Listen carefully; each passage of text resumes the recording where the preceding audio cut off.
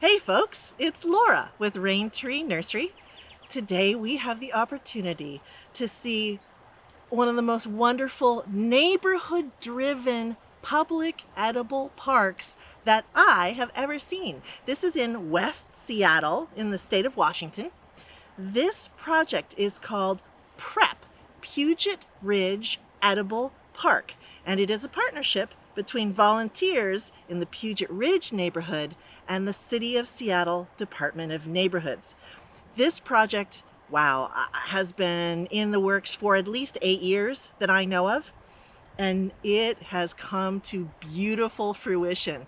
There are 3 different elements to this park, which is one of the reasons why I think it's so unusual. There's a harvest your own element to the park, and signage is crucial to that. I want to share their signage with you. It's fantastic. There's also a volunteer-driven harvest and pay what you can farm stand that's available to the neighborhood. But they also have a market garden. So they are growing and selling some of their things at the West Seattle Farmers Market to pay for the continued development of the park. This is an amazing grassroots effort, and I'm so happy that I'm able to show it to you today. Here we are, it's the end of summer, and they're growing these beautiful greens. We've got lettuce on one side, we've got Swiss chard on the other side. You can tell what's growing because of the great signs. And being smarties, they are planting these delicate greens under the shade of the existing cherry trees that were part of the original home that was on this lot before City and Prep came together to purchase it. This is just brilliant design.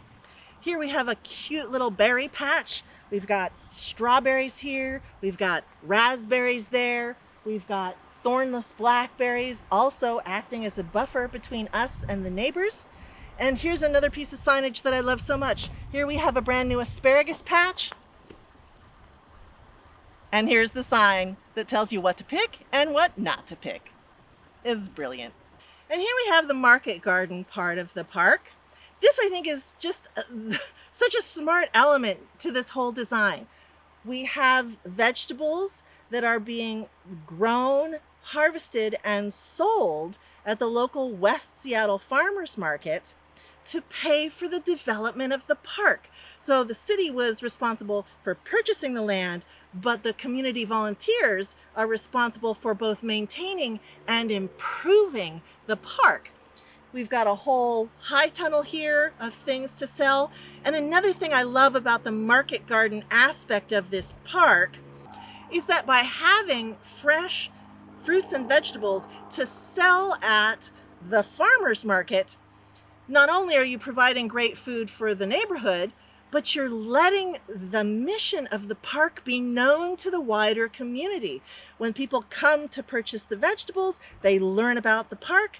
And since this is sited right in the residential neighborhood that it serves, there's no exterior signage. There would be no way for other people to know this park was here unless they heard about it from a friend, walked by the park on a walk, or purchased vegetables at the local farmers market. It's a great source of passive advertising to create a bigger volunteer base, get more excitement about the project.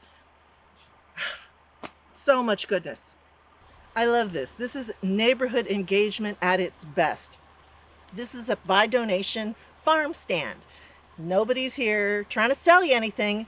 All the food is just available for those who need it. There's summer squash, there's apples, Italian pears, or plums, Italian plums, and you have the opportunity to donate using your phone. How awesome is that? They even give you bags if you didn't bring any for yourself. This, I love it. Take only what you need for your family today. What a great motto for life. This is awesome. They even have a burgeoning food forest on this plot. I love this little entryway. And the way they are developing this food forest is so smart. Come here, I want to show you what they're doing.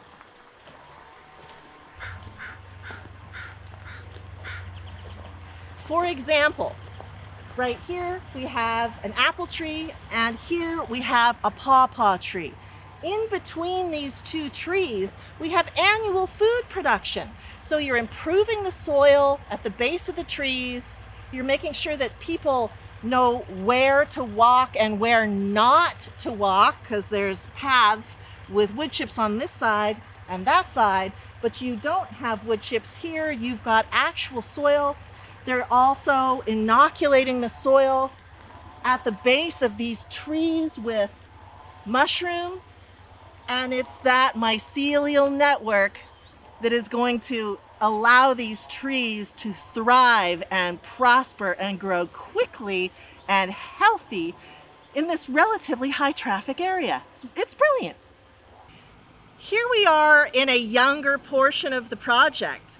This was all weedy blackberries until 2 years ago. Now they're planting out some salvaged perennial trees and bushes. Here we've got a medlar. Over here we have a pear. You can see that they're using cardboard and wood chips to suppress the blackberries. Right here we've got what looks like a walkway of sea buckthorn from little tiny plants over there, and look at that little one right there, to some really nice mature specimens. And with the kind of beautiful signage they do at this project, it's great to see non-traditional plants being planted, because I know that the people who will walk through this park won't know what this is. They'll see the sign, then they'll know, and hopefully they'll even be able to taste their fruit. Here are two more great examples of the burgeoning food forest. Here we have the fig and its guild, and right over here, a moonglow pear and all of its growing partners as well. A beautiful project like this doesn't come together without a lot of volunteer sweat and some dedicated partners.